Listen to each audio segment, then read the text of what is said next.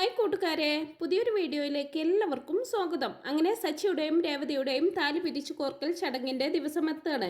രാവിലെ തന്നെ രേവതി എല്ലാവർക്കും കോഫി കൊണ്ടുവന്ന് കൊടുക്കുമ്പോൾ സച്ചി എണീറ്റില്ലെന്ന് അച്ഛമ്മ ചോദിക്കുന്നതും കുളിക്കുകയാണെന്ന് മറുപടി കൊടുക്കുന്നുണ്ട് അവള്. അങ്ങനെ എല്ലാവർക്കും കോഫി കൊടുത്തതിന് ശേഷം റൂമിൽ കുളി കഴിഞ്ഞ് ഡ്രസ്സ് മാറിക്കൊണ്ടിരിക്കുന്ന സച്ചിക്കുള്ള കോഫിയുമായിട്ട് രേവതി റൂമിലെത്തുന്നുണ്ട്. രേവതി ആ കോഫി എടുത്ത് സച്ചിക്ക് നേരെ നീട്ടുമ്പോൾ, എന്റെ പൊന്നു രേവതി, എനിക്കിതൊന്നും കുടിക്കാൻ തീരെ ടൈമില്ല, ഒരു ട്രിപ്പ് ഉണ്ട് എന്നല്ല സച്ചി പറയുന്നുണ്ടെങ്കിലും രേവതി നിർബന്ധിച്ച് അത് സച്ചിയുടെ കയ്യിലേക്ക് കൊടുക്കണേ. സച്ചി അത് വേഗത്തിൽ കുടിക്കുമ്പോൾ ചൂട് കാരണം ചെറുതായിട്ട് നാവ് പൊള്ളുന്നുണ്ട്. എന്തിനാ ഇത്ര ധൃതി പിടിച്ച് ഓടുന്നതെന്നൊക്കെ ചോദിക്കുമ്പോ, നമ്മുടെ ഇപ്പോഴത്തെ അവസ്ഥ നിനക്കറിയാവുന്നതല്ലേ, ഒരു ട്രിപ്പും വിട്ട് കളയാൻ പറ്റില്ല, എങ്ങനെയെങ്കിലും കുറച്ച് പൈസ ഉണ്ടാക്കി എന്റെ കാർ വീണ്ടെടുക്കണം എനിക്കെന്നൊക്കെ പറയുകയാണ് സച്ചി. അതല്ല, ഇന്നല്ലേ താലി പിരിച്ചു കോർക്കൽ ചടങ്ങ്, അതിന് ഇവിടെ വേണ്ടെന്നൊക്കെ പറയുമ്പോ, നിനക്കല്ലേ ചടങ്ങ്, അതിന് ഞാൻ എന്തിനാ ഇവിടെ, എനിക്ക് ട്രിപ്പ് പോകണം, ട്രിപ്പ് ഒന്നും മുടക്കിയിട്ട് ഒരു ചടങ്ങിനും ഞാനില്ലെന്നൊക്കെ പറയുമ്പോൾ, എന്നാലും വരുന്നവർ നിങ്ങളെ അന്വേഷിക്കില്ലേ എന്ന് ചോദിക്കുന്നുണ്ട്. പിന്നെന്താ, ജോലിക്ക് പോയി എന്ന് പറയണമെന്നൊക്കെ പറയുമ്പോൾ രേവതിയുടെ മുഖം വാടുന്നത് കണ്ട്, നീ വിഷമിക്കേണ്ടതും നമ്മുടെ സ്വന്തം വണ്ടിയല്ലല്ലോ, നമ്മുടെ വണ്ടിയല്ലേ, അപ്പൊ പിന്നെ റെസ്റ്റ് എടുക്കാതെ ഓടിക്കണമെന്നൊക്കെ പറയുമ്പോൾ, നമ്മുടെ വണ്ടി എപ്പോ കിട്ടുമെന്ന് ചോദിക്കുന്നുണ്ട്. വർക്ക്ഷോപ്പുകാരൻ ഒന്നും പറഞ്ഞിട്ടില്ല, അതിന്റെ പാർട്സുകളെല്ലാം ഊരിക്കൊണ്ടു പോയിട്ടുണ്ട്, പോലീസ് കൊണ്ടുപോയ കാറിൽ നിന്ന് മോഷ്ടിച്ചതിന് ഞാൻ എവിടെ പോയി കംപ്ലൈന്റ് കൊടുക്കാനാ, ഇപ്പൊ ശരിയാക്കി നമ്മുടെ കയ്യിലേക്ക് കിട്ടുമെന്നൊന്നും അറിയില്ല, കൊടുത്ത ക്യാഷും മതിയാവില്ല, അതുകൊണ്ടാണ് ഒരു ട്രിപ്പും വിട്ട് കളയാതെ ഞാൻ ഓടിക്കുന്നതെന്നൊക്കെ പറഞ്ഞ് രേവതിയോട് യാത്ര പറഞ്ഞു പോവാൻ തുടങ്ങുകയാണ് സച്ചി. പിന്നീട് അങ്ങനെ ചടങ്ങിലുള്ള ഓരോരോ കാര്യങ്ങളൊക്കെ ഇങ്ങനെ ഒരുക്കി വെക്കുകയാണ് അച്ഛമ്മയും രവീന്ദ്രനും ശ്രീകാന്തും കൂടിയിട്ട്. ചന്ദ്രമതിയാണെങ്കിൽ ഇതൊന്നും ഒട്ടും ഇഷ്ടപ്പെടാതെ സുധിയുടെ കൂടെ അവിടെ മാറിയിരിക്കുകയാണ്. രവീന്ദ്രനോടായിട്ട് ഞാൻ പറഞ്ഞത് നീ വാങ്ങിച്ചോ എന്നൊക്കെ ചോദിക്കുമ്പോ, ആ അമ്മേ വാങ്ങിച്ചു വെച്ചിട്ടുണ്ട്, ഞാൻ ഇപ്പൊ എടുത്തോണ്ട് വരാമെന്നും പറഞ്ഞുകൊണ്ട് രവീന്ദ്രൻ അകത്തേക്ക് പോകുന്നുണ്ട്. അല്പ സമയത്തിന് ശേഷം രവീന്ദ്രൻ ഒരു കവറുമായിട്ട് അകത്ത് നിന്നും വരുന്നത് കണ്ട് അത് എന്താണെന്ന് അറിയാൻ ആകാംക്ഷയോടെ ചാടി എണീക്കുന്നുണ്ട് കേട്ടോ ചന്ദ്രമതി. അമ്മ പറഞ്ഞതുപോലെ എല്ലാം വാങ്ങിയിട്ടുണ്ടെന്നും പറഞ്ഞുകൊണ്ട് രവീന്ദ്രൻ ആ കവർ അമ്മയെ ഏൽപ്പിക്കുമ്പോൾ അച്ഛമ്മ ആ കവറിൽ നിന്നും ഓരോന്നായിട്ട് പുറത്തേക്ക് എടുക്കുന്നുണ്ട്. അതിൽ രേവതിയെ അണിയിക്കാനുള്ള സ്വർണത്തിന്റെ ചെയിനും കമ്മലും വളയും ഒക്കെ ആയിരിക്കൂട്ടോ. അതെല്ലാം കണ്ട് കണ്ണ് തള്ളി നോക്കി നിൽക്കുകയാണ് ചന്ദ്രമതി. അച്ഛമ്മയും രവീന്ദ്രനും കൂടി അത് ഓരോന്നായിട്ടൊക്കെ ഇങ്ങനെ എടുത്തു നോക്കുമ്പോൾ ചന്ദ്രമതിക്ക് അതൊന്നും ഒട്ടും ഇഷ്ടപ്പെടുന്നില്ല. തന്റെ അടുത്തിരിക്കുന്ന സുധിയോടായിട്ട്, കണ്ടോടാ, ആ പൂക്കാരിക്കങ്ങി എല്ലാം ദാനം കൊടുക്കണ് നിന്റെ അച്ഛമ്മ, 2 ലക്ഷം രൂപയ്ക്ക് വേണ്ടി നിന്റെ അച്ഛമ്മയുടെ അടുത്ത് പോയി മാടിനെ പോലെ പണിയെടുത്തിട്ടുണ്ട് ഞാൻ, എന്നിട്ട് ആ പണം എനിക്ക് ഉപകാരപ്പെട്ടോ, അതുമില്ല, ഇതെല്ലാം കണ്ടിട്ട് എന്റെ വയറ് കത്തുന്നടാന്നൊക്കെ പറയുമ്പോ, എന്താ അമ്മേ അസിഡിറ്റി ആണോ എന്ന് സുധി ചോദിക്കുന്നതും അവനെ ഒരൊറ്റ തട്ട് കൊടുക്കുകയാണ് കേട്ടോ ചന്ദ്രമതി.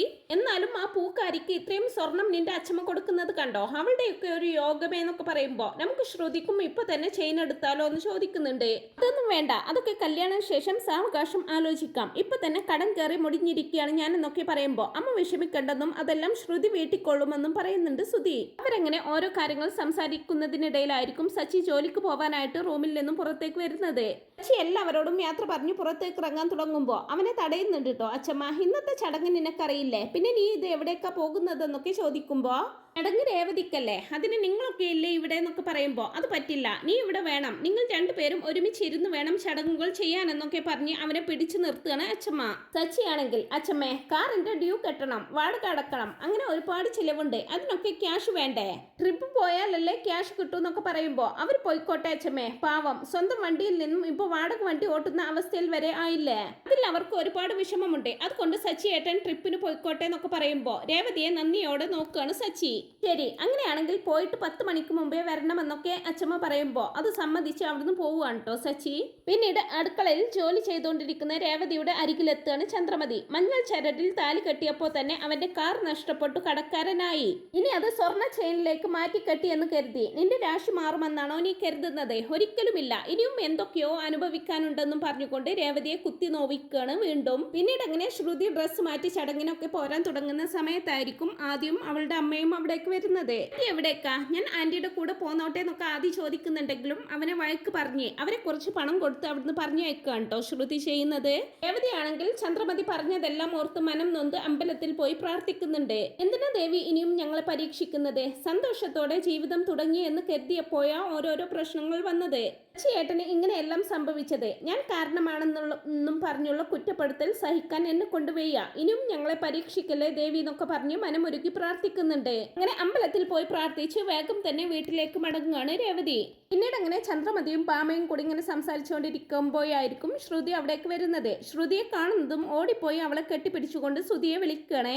രവീന്ദ്രൻ അമ്മയ്ക്ക് അവളെ പരിചയപ്പെടുത്തി കൊടുക്കുമ്പോ അച്ഛമ്മയുടെ കാലിൽ വീണ് അനുഗ്രഹം വാങ്ങിക്കുന്നുണ്ട് അവളെ. ശ്രുതിയെയും ശ്രുതിയെയും ചേർത്ത് നിർത്തിക്കൊണ്ട് എങ്ങനെയുണ്ട് ഞാൻ കണ്ടുപിടിച്ച് എന്റെ മരുമോളെന്നൊക്കെ ചന്ദ്രമതി അച്ഛമ്മയോടായിട്ട് ചോദിക്കുമ്പോ കൊള്ളാമെന്ന് ഒരു തണുത്ത സ്വരത്തിൽ അച്ഛമ്മ പറയുന്നതും കൊള്ളാമെന്നോ, കണ്ടാൽ തന്നെ എന്തൊരു ഐശ്വര്യമായി എന്റെ മോൾക്ക്, ദേവതയെ പോലെ എന്നും പറഞ്ഞുകൊണ്ട് ശ്രുതിയെ പുകഴ്ത്തി സംസാരിക്കാൻ തുടങ്ങുകയാണ് ചന്ദ്രമതി. എന്റെ ശ്രുതിയുടെ ഭാഗ്യമായിരിക്കും ഇവള്, അമ്മയുടെ മോനെ ഒന്നിനെ കൊണ്ടുവന്നിരിക്കുന്നല്ലോ, അവളെ എന്തിനു കൊള്ളാമെന്നും പറഞ്ഞ് രേവതിയെ കുറ്റപ്പെടുത്തുന്നത് കേൾക്കുമ്പോ അച്ഛമ്മക്ക് അങ്ങ് ദേഷ്യം വരുന്നുണ്ട്. അച്ഛമ്മ ചന്ദ്രമതിയോടായിട്ട് എന്താ ചന്ദ്രൻ ഈ പറയുന്നത്, നിനക്ക് കണ്ണ് ശരിക്ക് കാണുന്നില്ലേ, അവളാണോ ദേവതയെ പോലെ ഇരിക്കുന്നു എന്ന് നീ പറഞ്ഞത്, ആ കണ്ണ് തിരുമ്മി ഒന്നുകൂടി നോക്ക്, ഇവളെ കണ്ടിട്ട് കുറച്ച് പ്രായമൊക്കെ തോന്നിക്കുന്നുണ്ടല്ലോ, അത് മാത്രമല്ല ഒന്ന് പ്രസവിച്ചതുപോലെ ശരീരവും ഉടഞ്ഞിട്ടുണ്ടെന്നൊക്കെ പറയുമ്പോ നടുങ്ങുകയാണ് കേട്ടോ ശ്രുതി. ചന്ദ്രമതിയും ശ്രുതിയുമാണെങ്കിൽ അത് കേട്ടിട്ട് വല്ലായ്മയോടെ അമ്മ എന്താ ഈ പറയുന്നത്, വീട്ടിലേക്ക് വരാൻ പോകുന്ന മരുമകളെ കുറിച്ചാണോ ഇങ്ങനെ പറയുന്നതെന്നൊക്കെ ചോദിക്കുമ്പോ അത് ശരി, വരാൻ പോകുന്ന മരുമകളെ ഒന്നും പറയാൻ പാടില്ല, പക്ഷെ ഇവിടെയുള്ള മരുമകളെ എന്തു പറഞ്ഞ് നിനക്ക് കുത്തി നോവിക്കാമല്ലേ, ഇത് എവിടുത്തെ ന്യായമാ ചന്ദ്ര എന്നൊക്കെ ചോദിച്ച് ചന്ദ്രമതിയുടെ വായ അടപ്പിക്കുന്നുണ്ട് അച്ഛമ്മ.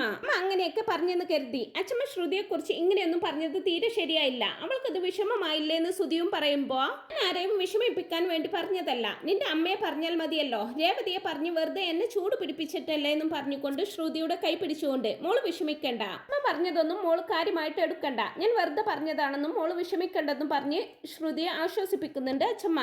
പിന്നീട് അങ്ങനെ രേവതിയുടെ വീട്ടുകാർ വരുന്ന സമയത്ത് ചന്ദ്രമതി അവരെ എല്ലാം ആക്ഷേപിച്ച് സംസാരിക്കുന്നുണ്ടെങ്കിലും അച്ഛമ്മയുടെ മുമ്പിൽ അതൊന്നും വില പോകുന്നില്ല.